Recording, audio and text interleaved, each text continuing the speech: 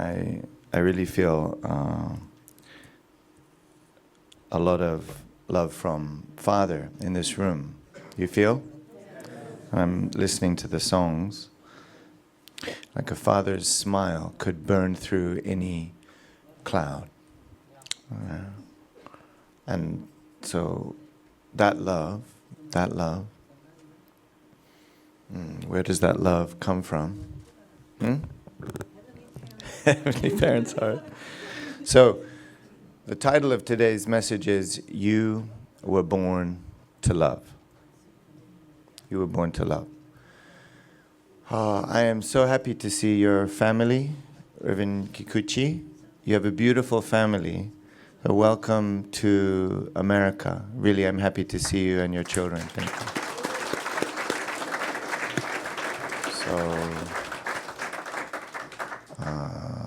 So, I don't know, Justin, you have to think what is fun for the kids to do. They should be doing soon, some kind of like, make them really happy to be in America.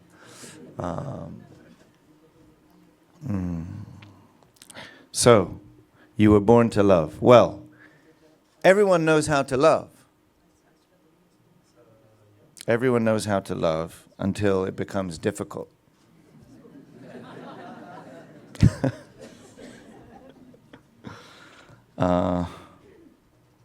So last week, I want to just recap where we are. You've heard me talking about belief. Belief is very important.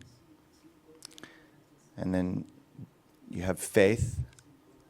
Faith is even more precious. And then you have identity. And I want to just bring everybody back to what I mentioned in Las Vegas about our trip to Colorado.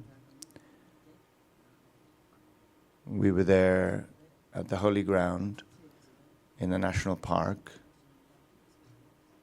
on the 61st anniversary to the day that Father established that Holy Ground. And at that moment, I was with Yumiko and Hannah, and we brought food. The food was actually almost a distraction, kind of unnecessary. I mean, that was the idea, go there for a picnic. But in some sense, we only had an hour and a half. Everything that we needed was there, really. We wouldn't have lasted for many days without food, but we made a beautiful sandwich, sitting down there by the river, drinks. But honestly, it was all kind of the bags of goodies from Trader Joe's was kind of a distraction out there in this wild and perfect natural beauty. And I described that beauty in the letter that I read, the letter I wrote to Mother. And my most internal experience there was just simply noticing how in nature, because nothing is out of place, anything that comes into your field of awareness that is out of place is immediately recognizable, whether it's your thought or someone's word or a sound or a structure that doesn't look beautiful, anything against the backdrop of perfect creation. And in the hustle and bustle of busy areas, we can lose sight of that absolute reference point of beauty because we're surrounded by things and people and thoughts and words. So that's the beauty of starting at that point in nature. So I'm inviting you to start there in your own mind, envisioning yourself surrounded by perfect nature, where everything is in place. And you are God's child. So do you believe you're God's child? Do you have faith that you're God's child even when you can't quite believe it? But what's deeper than believing you're God's child or having faith that you're God's daughter? Knowing is still in the framework of belief, isn't it?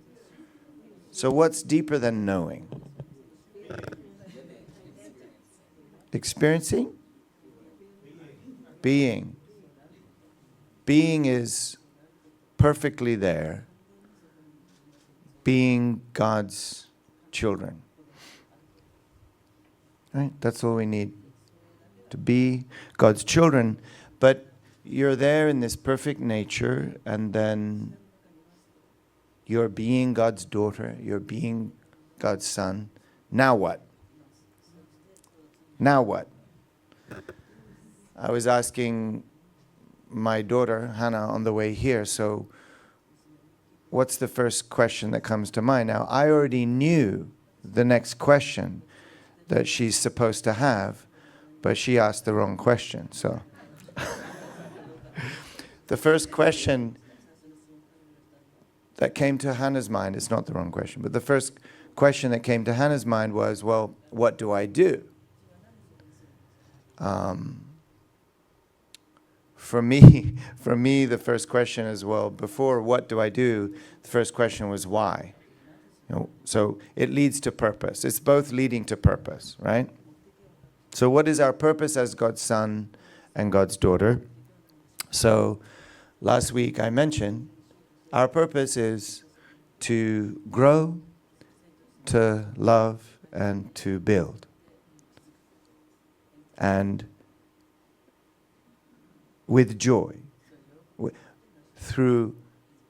while bringing joy to God, to humanity, and all things. How about that? Our purpose is to grow, to love, to build, bringing joy to God, humanity, and all things. How about that? Does that sound like a nice purpose? Is that okay? We'll take it? And last week I focused on the first purpose, to grow.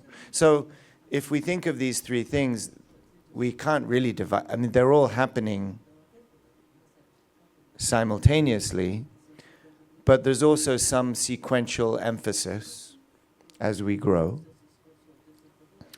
And this week I'd like to focus on love. So last week I was explaining in Atlanta, the first purpose is to grow. It was very, I could see, soothing, because we have a lot of worries and concerns, but if you just think your purpose is to grow, it becomes, okay, that's just simple. I can. So, but today I want to focus on love. I'm going to need your help on this one.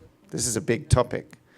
As I'm driving here this morning, I'm thinking, really? I'm going to preach about love? That's like, my God, we could do a whole year on that, and still, where would we be?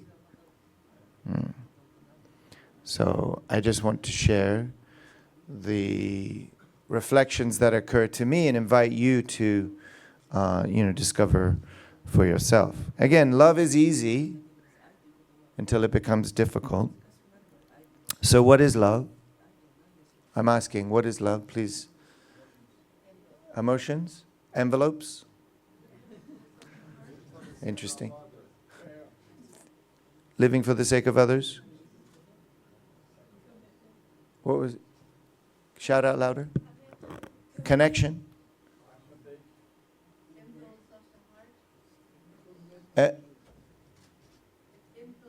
Impulse of the heart. What? Commitment. Unity. Soul food. Food. Somebody had to say food. Yes. Then let's break and eat and we're done. So actually, there's perhaps no greater love than cooking for the sake of others. Right?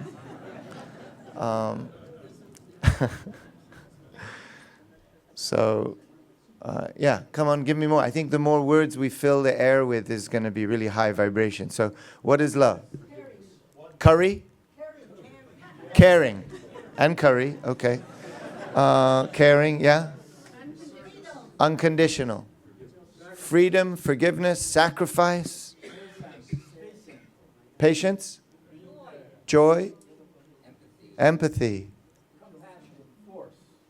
It's a force of goodness. It's an energetic force of goodness coming from God's bodyguard. Possibilities. Susan? Compassion. Okay, so I want to walk through this with you, and so be with me in your goodness. And, I think we need to imagine some of the things we're talking about, because you're all sitting, like sardines in a room listening to one guy. But imagine the various scenes of love that you experience. So when you love, let's start with easy love. And what I mean by that is, think of a moment that you are experiencing love with another. Okay, so we're talking about relationship here too. Yeah. So last week, we're about growth. We're really thinking about the relationship with God and being grateful. Actually, we're receiving love from God in our identity as God's children. Even just if I say that, surely I'm opening my vessel to receiving love from God, and I'm relating with the universe God gave me. So but now I'm talking about loving others. Okay. Wow. Okay. So raise your hand if you have had an experience of loving someone before. Okay, we have Tal. Can you take down the names of?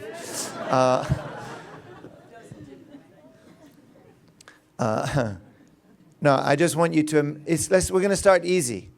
So, loving someone who's really easy to love. Picture that person. Okay. You see that person? And picture the moment. It's an easy person to love, and it's an easy environment to love them. No challenge. Can you see that person? Okay, you're all smiling. Okay, so enjoy it. Be there. Imagine that person now. Don't tell your spouse who it is, unless it's them. Okay? But just, it's the easy person to love, okay? And so just hold it to yourself and imagine your experience of loving that person, okay? How does it feel?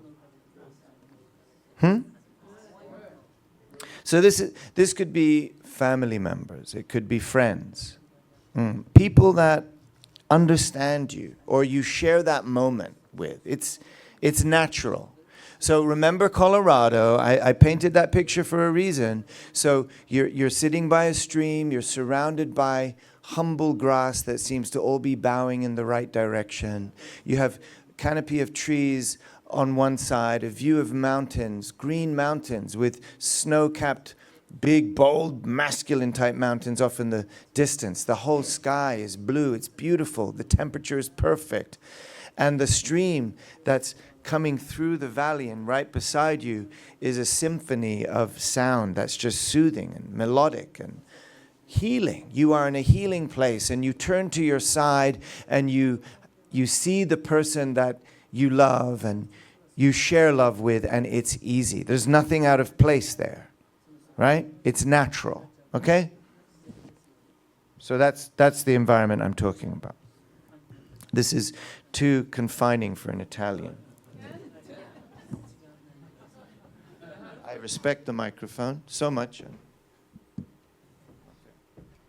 So, are you all there with me? So, that's one dynamic. Now, let's take it a moment forward. Let's imagine a dynamic with somebody that's not as easy. You turn maybe to your left this time. Just so happens to be. You turn to your left, and this time you're seeing someone, relating with someone who maybe brings some tension to the... Okay, sorry, we're going to go there. Just a little bit of tension. Something's uneasy.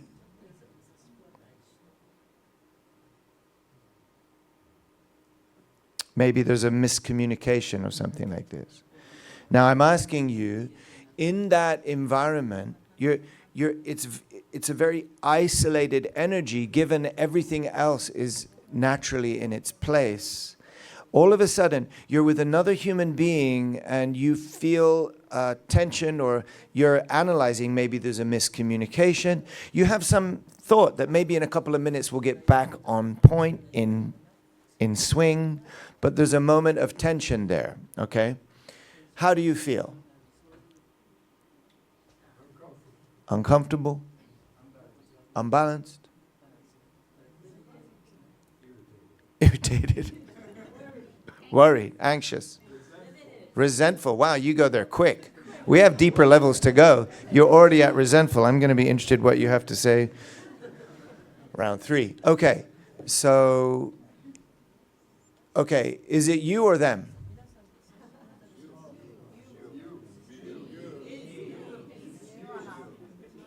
Okay, it's you. Okay, but let's say that you say, okay, peace starts with me, but, you know, what if you get to the point, Olga, where you're kind of pretty sure it's not you? Is there such a thing? Is there not such a thing? Oh, is it that every human dynamic is horizontalized, so automatically it's always 50-50? Is that really the case? I think as husbands, we all know it's always our fault, first of all, right? No? Raise your hand if you can relate. No, no husbands? Oh, only the husbands that aren't with their wives today.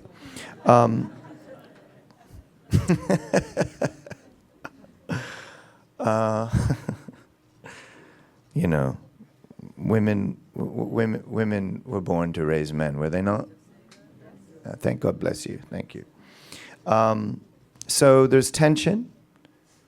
And you put yourself in a good place here. You know, Father guided us to love, to give, to forget, to give again, love again, right? No matter. Isn't that so? So you're in that space and, you know, you feel something out of place, but you're committed to being centered. It's possible to remain centered even when you're with another human being that's off center. Isn't that so? It must be so. Okay, so what do we do in that situation? Is that, let me ask you this. In those scenarios, are you able to stay centered sometimes? Yeah? Raise your hand if you're pretty good at staying centered most of the time. We got some. Okay, good, you good. Good, I'm good. Tal, can you check? Okay, but here we go. It does get a bit harder. Now, let's say in that situation, you find there's some miscommunication. You're patient. They get upset. They get uptight. But you hold the space. You breathe. You hear the birds, you know, clucking away in the trees. I mean, it's not that difficult. You're in Colorado right now, right? You're in nature. So, but you're patient, and you find maybe your way back into some balance. I think many of us have had this experience daily, right? Daily. Okay, but it does get harder. Are you ready to go next level? It does get harder. So what about when you're in a situation where you're holding the center and you're being patient and you're loving that person even if they're a little bit out of equilibrium? You feel it. You're very sensitive in this pure zone, right? Right? So you now seek to love them in some sense, even when it feels like maybe there's no doorway that's open to receive that love. Have you ever tried to love, but your love doesn't land? Can you understand what I'm asking? So everybody? So you're investing love into that person, but you're vividly aware of the fact that they don't want to receive it. You've been patient now. Now, how does that feel? You're now at like level 3, let's say. It's not really levels, but, you know, you feel something but you're willing even to carry them, right? You're willing to sacrifice for them. You're willing to forget what you've sacrificed. You're loving them. But you're now feeling like it's bouncing off the wall. You've got that picture in mind? Can you imagine that? All right. Raise your hand if you've had such an experience. All right, now tell me who with. I'm joking, don't worry. What do you do when you're loving, but there's nowhere for your love to land? How does it feel in that moment? Sad? Triste? Same word? Baggage? Painful? Disappointed? Frustrated? Come on. Underwear? Design?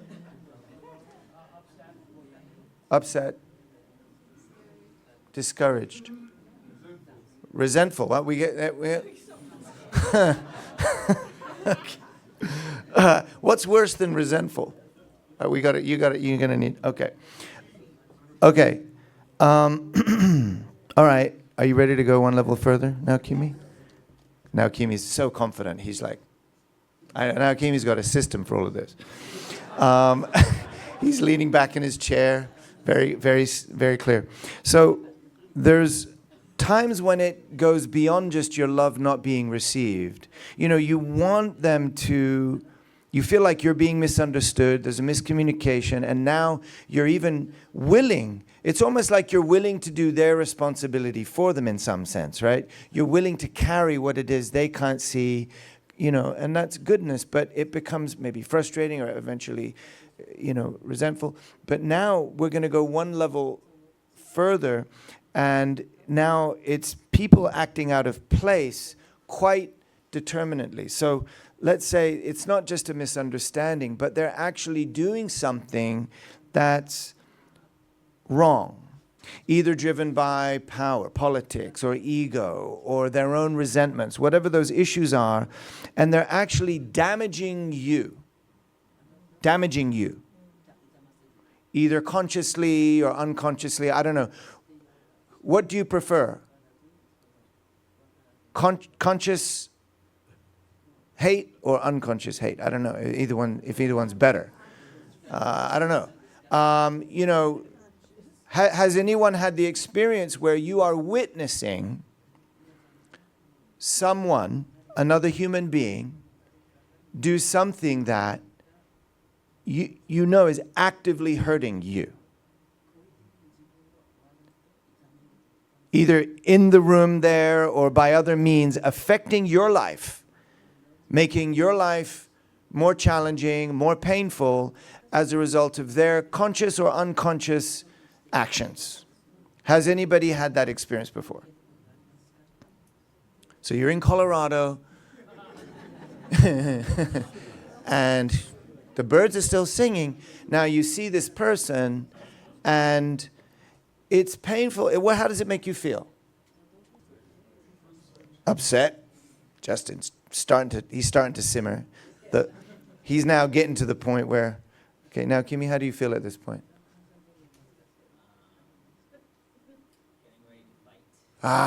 Getting ready to fight. Rolling up his sleeves. How do you feel when someone you know is doing something either because ego, power, politics, or they're afraid, whatever you're analyzing the reason to be, they're doing something that hurts you? How do you feel? They're choosing to do it. How do you feel? They're choosing to do it and they're pretending that they're not doing it. How do you feel? Furious? Vengeful? Oh, we've gone from resentment to, yeah, oh, we're calling our friends in Sicily. I have some, if you need. Blocked? Blocked. Angry. So raise your hand if you've never had this experience before. Okay.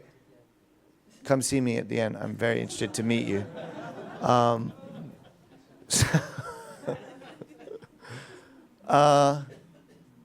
you enjoying? I mean, the birds are still singing, okay? I'm not bringing you through hell, am I? But you understand, I've got one foot in reality, right? Dr. Walsh, these things happen, do they not? Okay. So, so again, Father would say, just love and invest, forget, love your enemy, and so on, right? But how are you feeling now? I'm asking how you're feeling. Abused.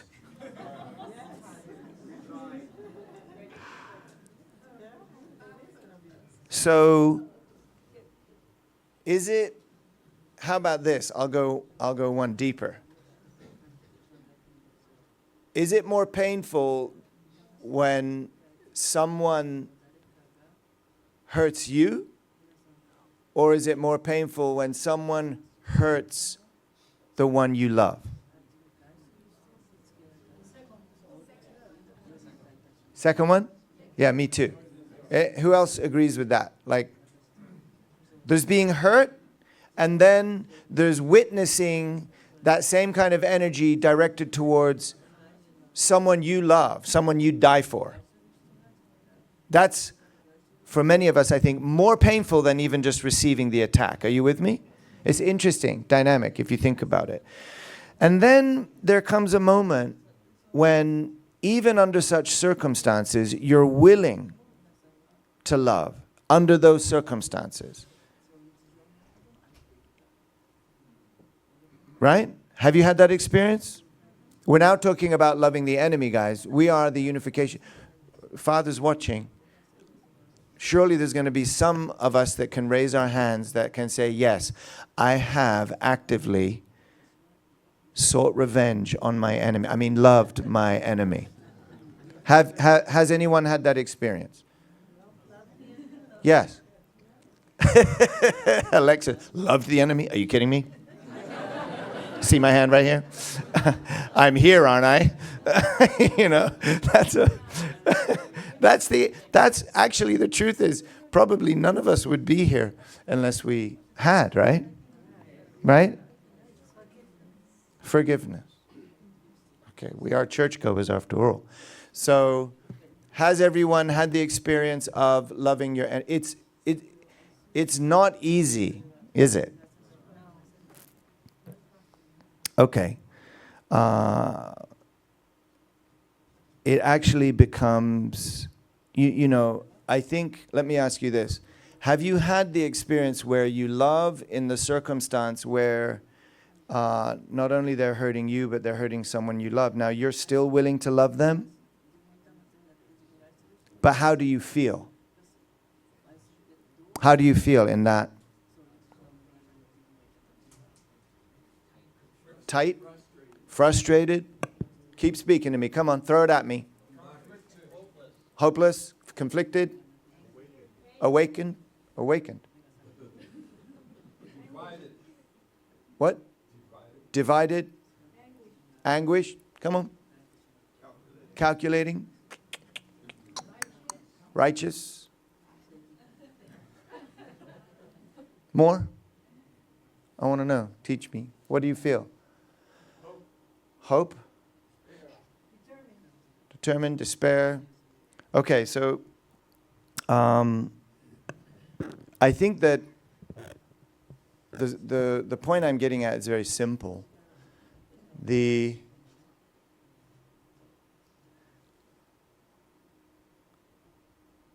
Where does love come from? So, help me out here, guys. If God is the source of love, I'm born to grow, and I'm born to love, and God is the source of that love,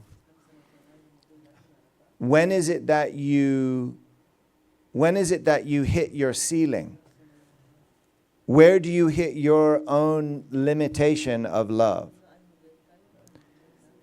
You know, actually, there's so many things in the world out of place. There's things in our own families out of place. There's things in our place of work. There's the neighbor. We're surrounded by things that are strikingly out of place in contrast with this beautiful natural scene that we're sitting in Colorado right now, if we think about it, right? And some of the things out of place are literally affecting you or the people you love directly, and it's hurting. And still you're in this position where you're seeking to figure out how to love them. At a certain point, you hit your ceiling. But I say, even if I'm willing to love my enemy and my feeling is disappointment, if my feeling is exhaustion, it's reflecting back to me my limit, isn't it? And that's where my limit is. That's where I find my deepest challenge. And when I think about it, I realize, well, the reason you feel the exhaustion or the disappointment is because you're assuming that you're the source of that love that you're investing in that person.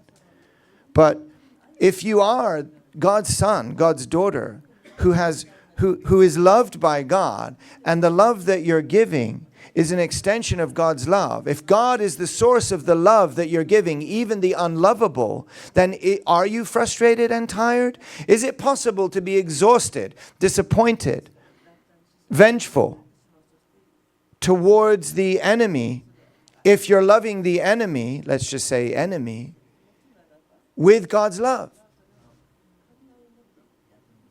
So imagine now that scene where you are in front of what we can call an enemy. What is an enemy?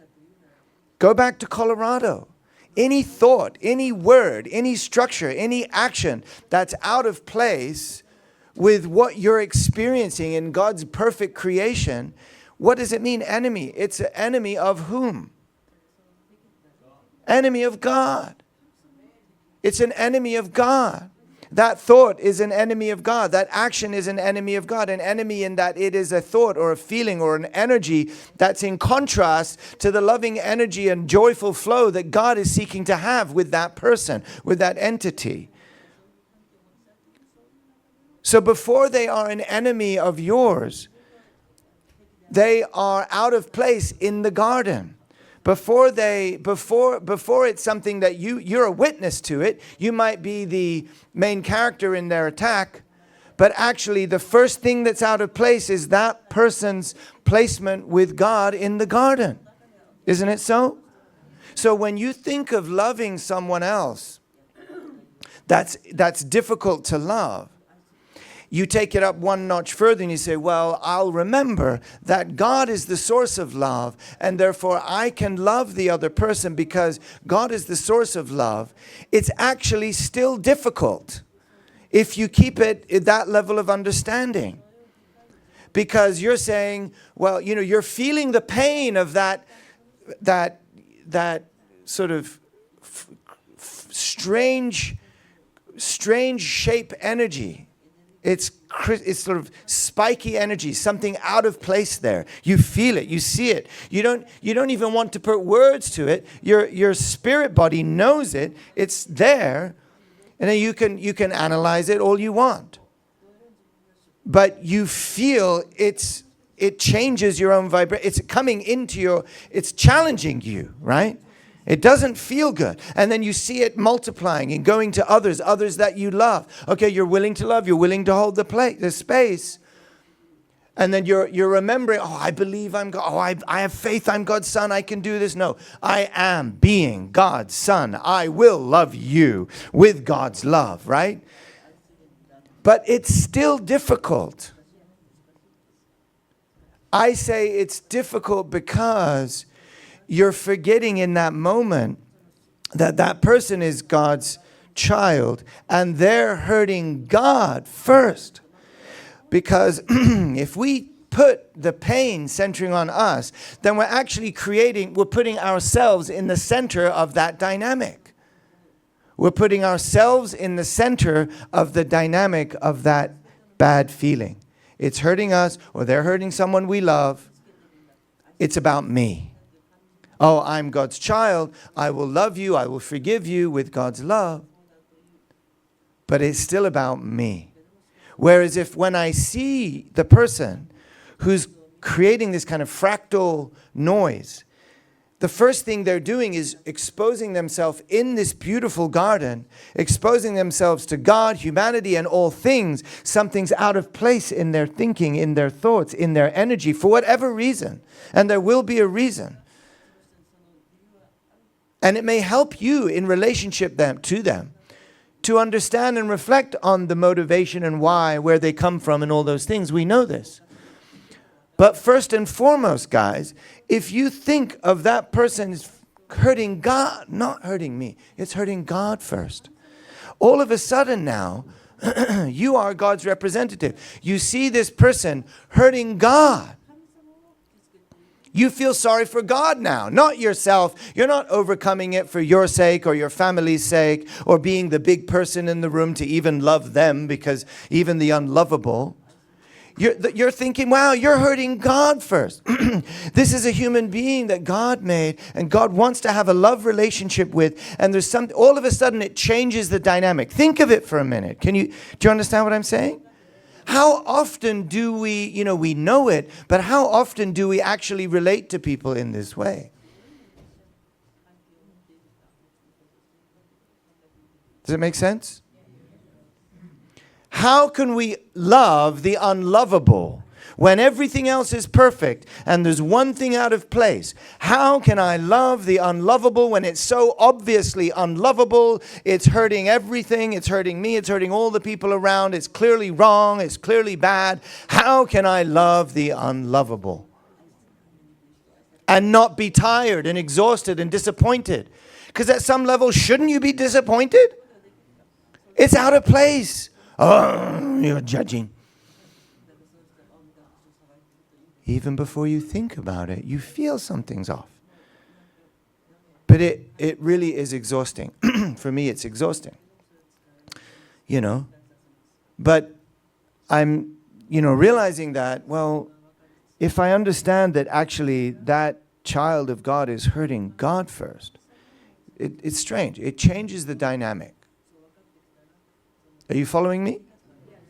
It changes the dynamic because now I'm actually putting God in the center. God is the core recipient of that pain.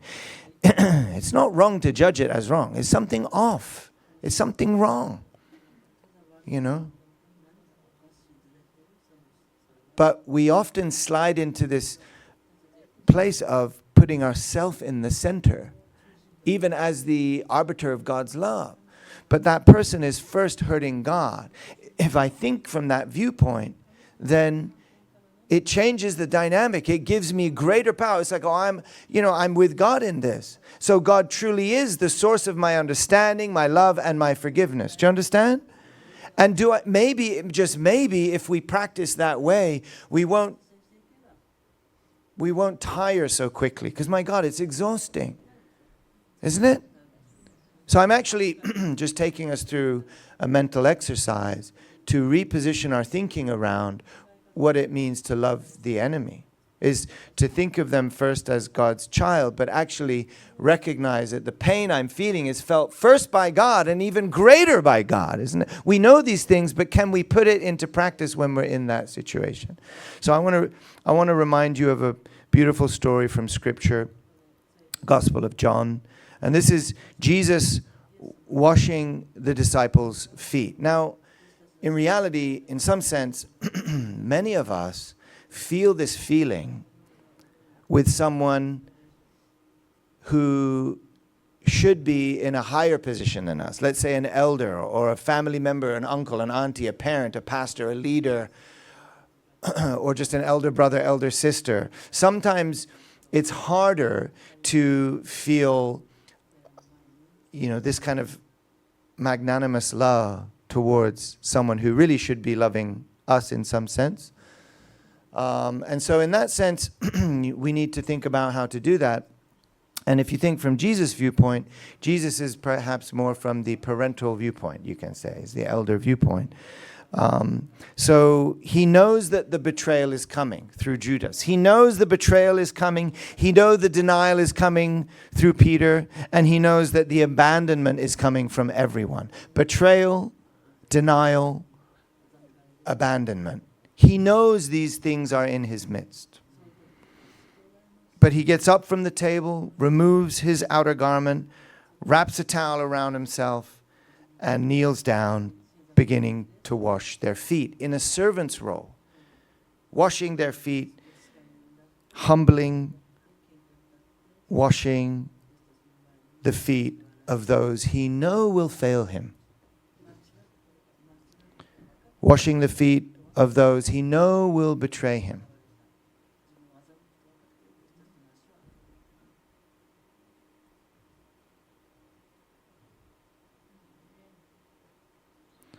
And even Peter protests. It's like, how, I can't let you, right? But Jesus warns them. If you don't let me do this, you'll have nothing to do with me. It's like this may be the only condition through which you can claim to be a part of me. So Jesus is going to the lowest place to love them. How does Jesus live his life without tiring? How does Father live his life without exhaustion? I mean, how much betrayal? I mean, look at his poem. He knew from a young age there would be no other way. And I believe Jesus' technique, Father's technique, and Mother's technique, they're always thinking about God's experience in the thing, in that moment. They're first thinking about God's experience. When I witnessed Mother describing to me the moment that the vengeful prosecutors who hate the Unification Church entered into her bedroom and threw all of her things into a pile on the floor, while hundreds more trampled onto the floor of the Chonwongung with their boots without putting socks on, Mother's first instinct was sorrow for heaven. I saw it as she described the scene. She wasn't speaking from a place of challenged pride. How could they do this to me? She was angered. She was fearful. She was worried. For heaven's sake. For heaven's sake. Right? How does Jesus survive? Knowing that heaven is right here. I tell you, Jesus did not preach of a heaven that was thousands of years away. Oh, but then how would we know without the New Testament? How would we know to become perfect? We needed the last 2,000 years. No, we did not. We did not need 6,000 years to come home. Picture yourself in the perfect, pristine, beautiful, natural garden that God gave us. And now, since Foundation Day, we are in Chonilguk. All the conditions made, the foundations prepared. We don't have the national level, but we are already in Chonilguk. We are beyond the period of restoration through indemnity. We are in the era of salvation through attendance, growth through attendance, love through attendance, build through attendance. What is attendance? It's what I was talking about in Atlanta. God made all things. So what is God's experience, Mike, with the sunset? Does God see the sunset? Does God feel the joy of looking at the sunset? Does God see the sunset? If God sees the sunset, in some sense, then why does he need to make true parents? Does God not have everything God needs already to see beauty and experience joy? Why does God need a family? Because God wants to experience and be one with us, growing and loving and building and experiencing joyfully all these dynamics. I believe that even God, in all God's omnipotence and God's greatness, is limited in his ability to feel joy without the substance of human beings giving him that substantial platform to feel substantial joy, which would mean that there might even be some limit to God's ability to feel joy, feel the sunset, taste the perfectly cooked al dente, slightly picante pasta al pomodoro, il basilico fresco by the Amalfi Coast with a glass of fizzy water.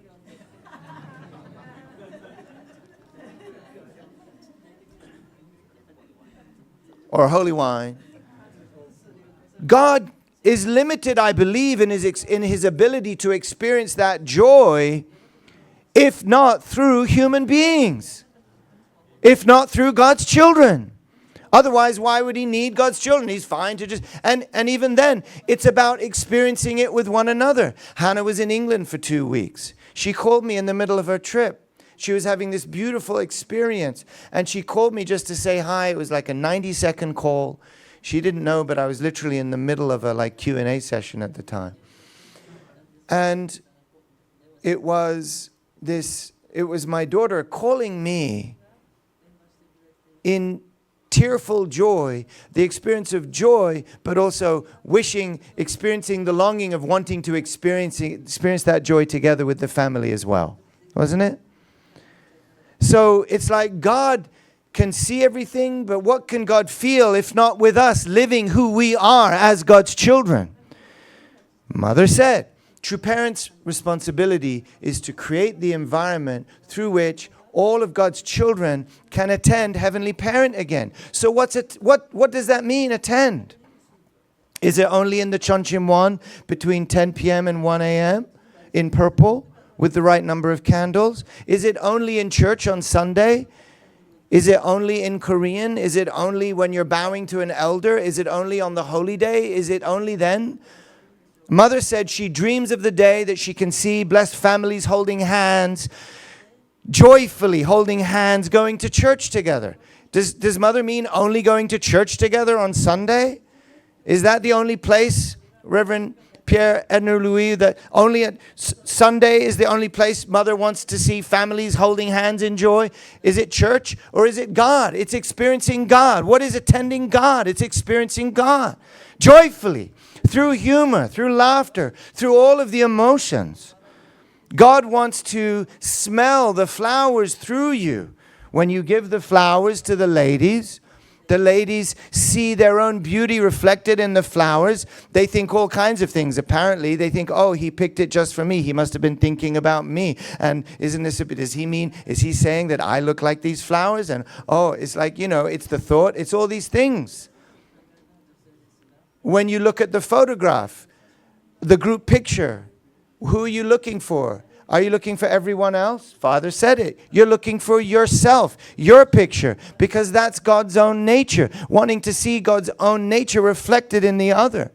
God wants to see and experience everything that God's created, and we are the substantial vehicle through which God gets to do so. So attending God is including you living your life as God's son, as God's daughter, joyfully. Oh, but I'm only human. I'm not allowed to do that. That's a problem. Then you're blocking God. God wants to experience those joys through you. What, you mean I'm allowed to be healthy? Yeah. I'm allowed to be happy? Please. Please. It's your purpose.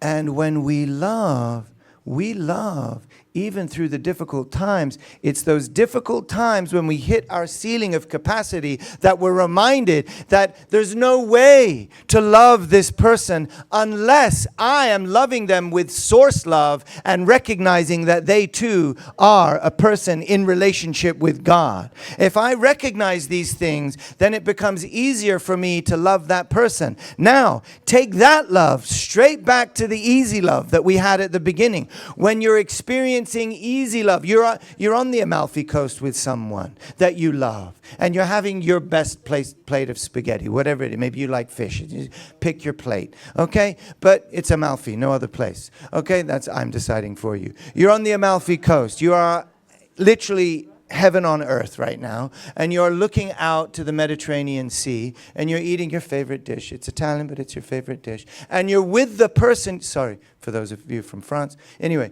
you're with the person that you love, and it's easy to love them because they love you. You're back there. Now, go back to that place and recognize that their joy, their smile, their enjoyment of that food, their smile when they smile at you, they're making God happy first.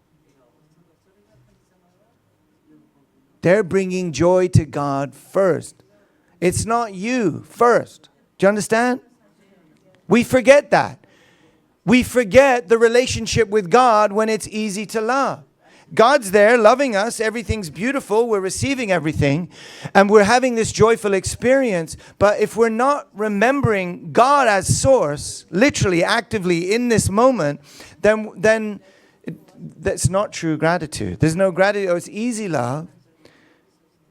But actually, imagine magnifying even the easy love. I say easy love. It's the true, perfect, simple love. But now attach that love to God, which you otherwise wouldn't be challenged to do because, it's not difficult. It's just, we're great. This is great. We're having a fantastic time. No challenges. But remember, all of that is God. That is attending God in that moment. Do you understand? Do you agree? Yes. Then enjoy that moment with one another by praising God.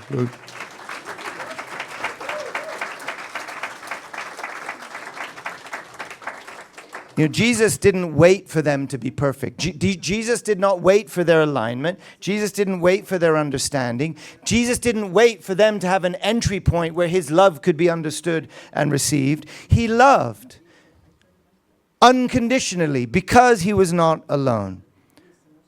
Love is proven in the moment of endurance, but love is sustained by your relationship with God. Your love is proven in that moment of endurance, but it is sustained through your relationship with God. Isn't that so? But love becomes exhausting if you try to carry it by yourself. It's sustained through our relationship with God. Union with God. All over the world, there's people insecure, there's people who are reactive. So we're not here to escape that. We're not here to escape that. We are here to love within that. Okay? So let's have some mellow music. I'm actually going to give you some time to meditate on this because you guys are all so clever.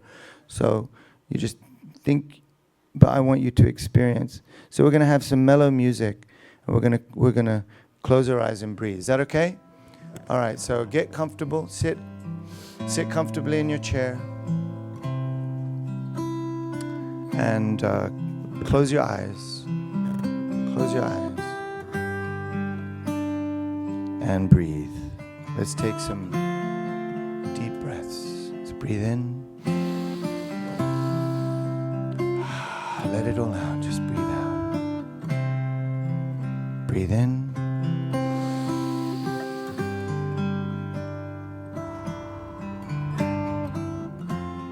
When you breathe in, you can feel I am God's child. And you breathe out. All is well. And just keep breathing and relaxing. God is here. God is not far away. God is with you. Breathing in God.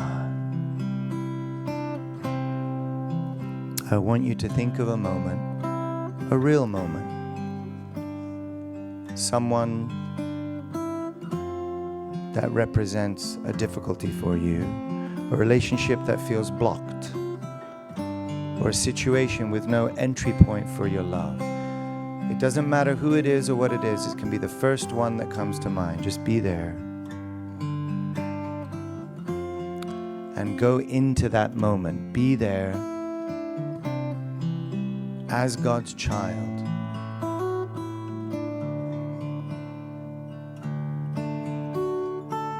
You're in that moment with that person. Don't try to fix it. You're not there to change them right now. Just stay with God.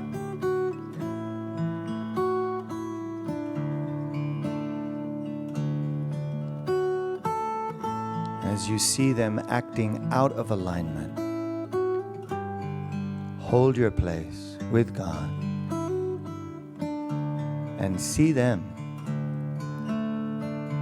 It might be embarrassing to you. It might be painful to you. It might be disappointing to you. It might be unforgivable to you. But even before those feelings occur to you, how is God feeling in that person?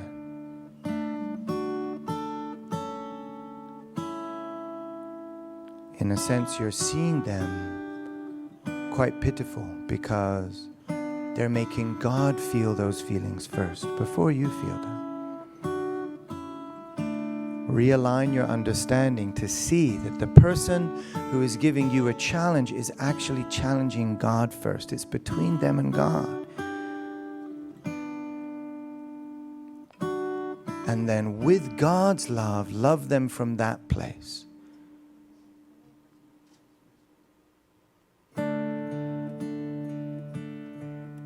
You're not alone. It's not forced. It's not fake. It's with Heavenly Parent.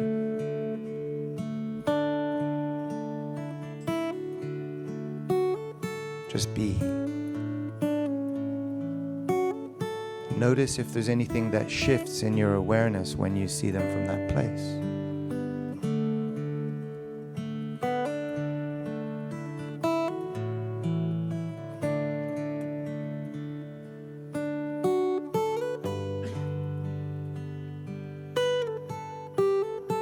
Okay, now I want to ask you to pick another moment, a moment of joy. Someone with whom you share love freely, easily. See the smile on their face, the smile on your face, the laughter, the comfort, the trust, the embrace.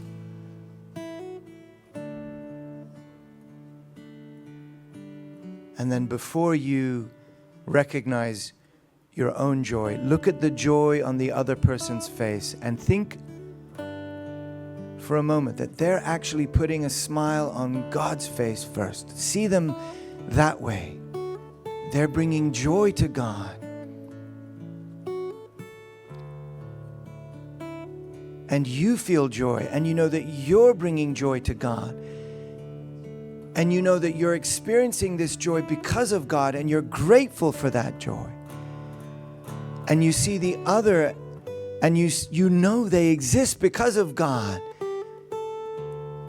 And they're grateful because of God's love. You have a complete eternal relationship of love. See that, feel that, be in that moment. Breathe into that moment.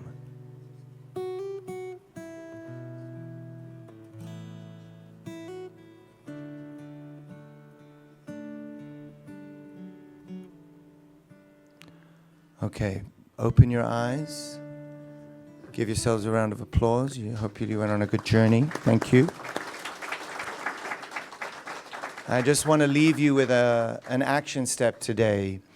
If you can, right now, pick a moment or imagine a moment that will happen, either in dealing with something that's difficult or deepening something that's already joyful and really connecting it to God. Pick at least the determination to have one real experience today with someone where you will fully feel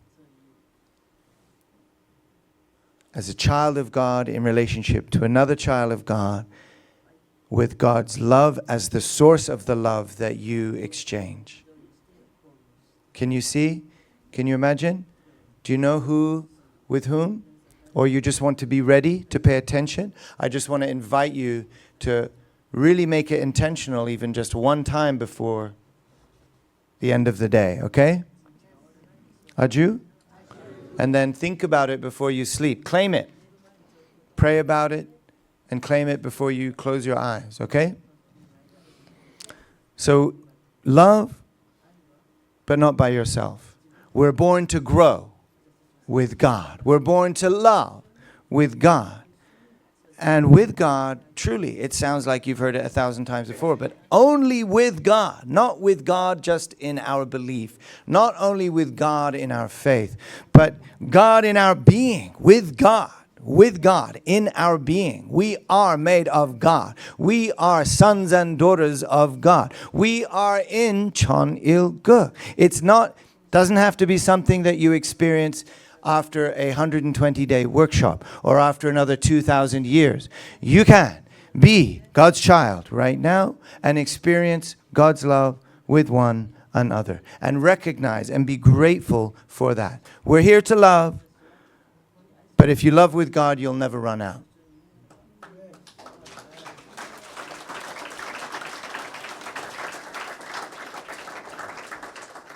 Love will only reach its limit when we think we're alone.